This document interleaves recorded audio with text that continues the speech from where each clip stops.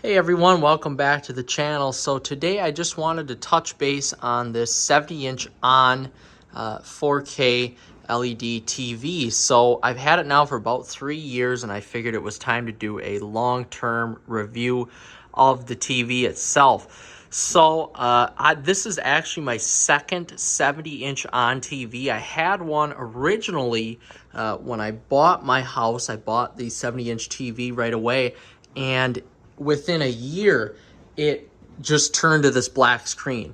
Like I would turn it on and it was just the black screen, and that was basically it. So what I ended up doing was contacting the company, and I got a refund, and then I just bought the 70-inch TV, just the exact same one. So it's actually been very good over the course of the last 3-4 years. And, you know, I would have to recommend this product again. Now, one thing you're going to notice here, just with how TVs have become cheaper and cheaper now, is that you could essentially, when I bought this TV, it was about $500. And now you can get probably the same TV for $400. It's just crazy. I just bought a 50-inch TV for my work, and that was $200. So just to put that into perspective, it's crazy how much TVs have gone down in price. But as you can see, this is a Roku TV.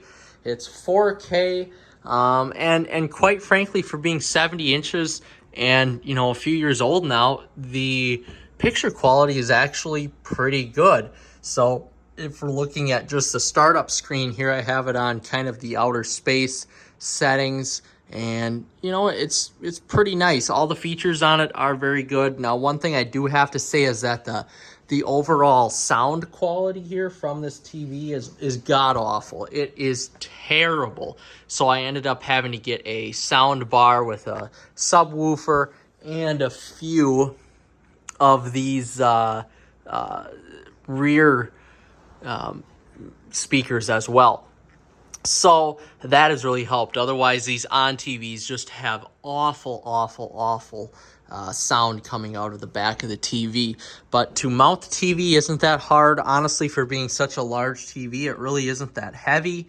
You know, as we're taking a look at the back of it, I probably should clean it. It's a little dusty, but you know, it's pretty slim, even for being an older TV. This is really slim, and it was a breeze to set up. It's got all of your functions on it here, your AC input. As we look at the other side, you've got your HDMIs, stuff like that. You do have here a power button, a manual power button, in case you need to access that.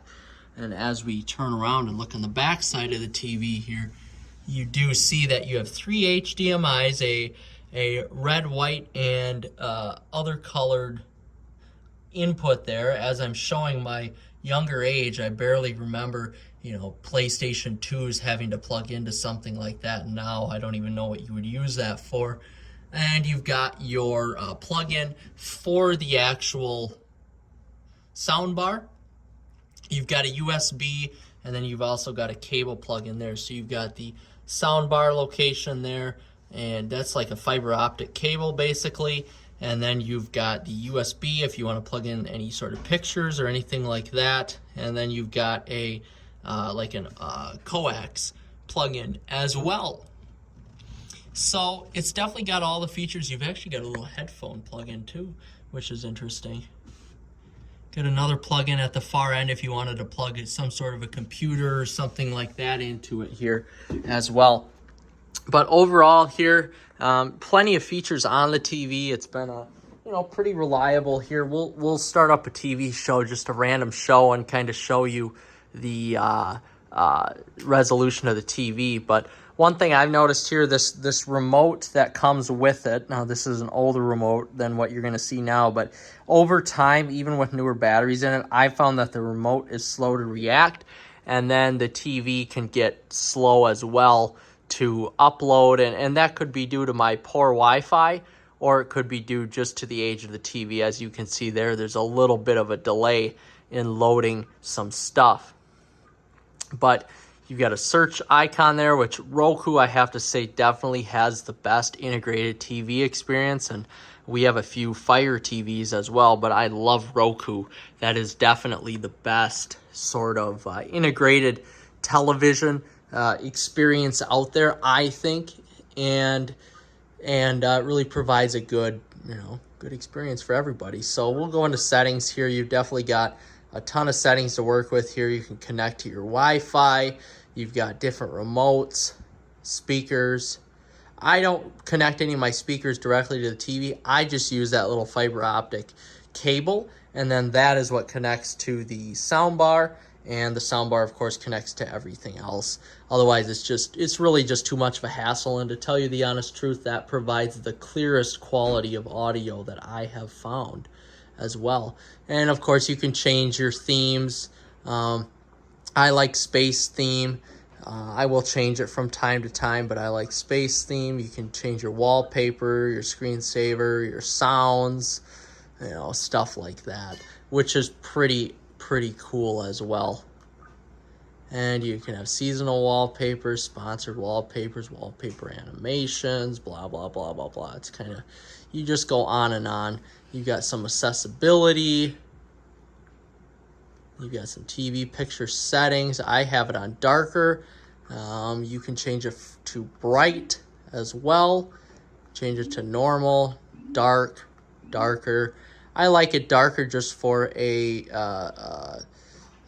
viewing experience, but we could change it to bright just for the viewers on YouTube here. Got some other stuff here. Of course, you can do Apple AirPlay and HomeKit. You can do payments over the TV. There we go. Home screen, guest mode, parental controls. It's, you really get basically everything you want to on this TV. Now, I don't do live TV that much because I've got YouTube TV, so I can watch everything there. So if we go back to home here, we'll pull up YouTube TV and see what's on ESPN.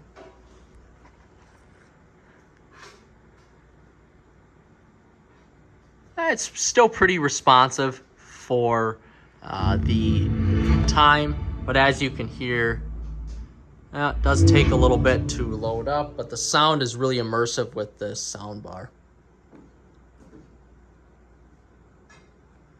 As you can see, I share an account with my mother.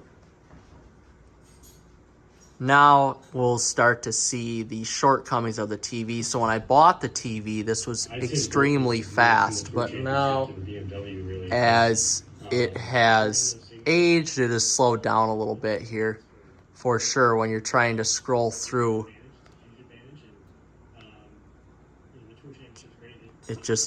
Sometimes you just have to click it twice because it definitely has slowed down.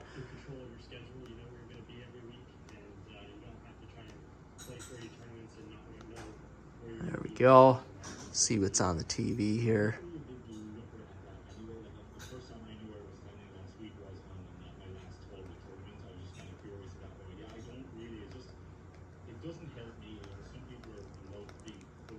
All right.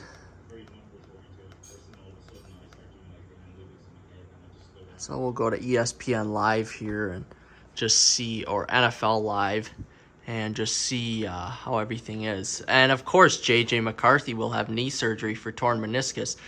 If you guys don't know, I'm a degenerate Vikings fan, so that is not a great sign for me.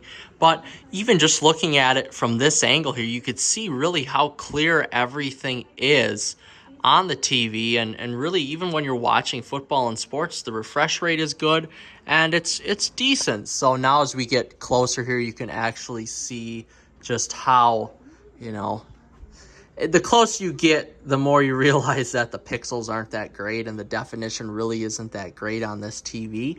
But who is standing this close to a 70-inch TV anyway? I don't think a lot of people are. So if you're sitting, let's just say 15 feet away, like most people would be, this is a great TV. Definitely more than high definition enough for the average person out there. So, all right, guys, that's going to do it for me here. This is a long-term review of my on Walmart brand, on 70-inch 4K LED TV.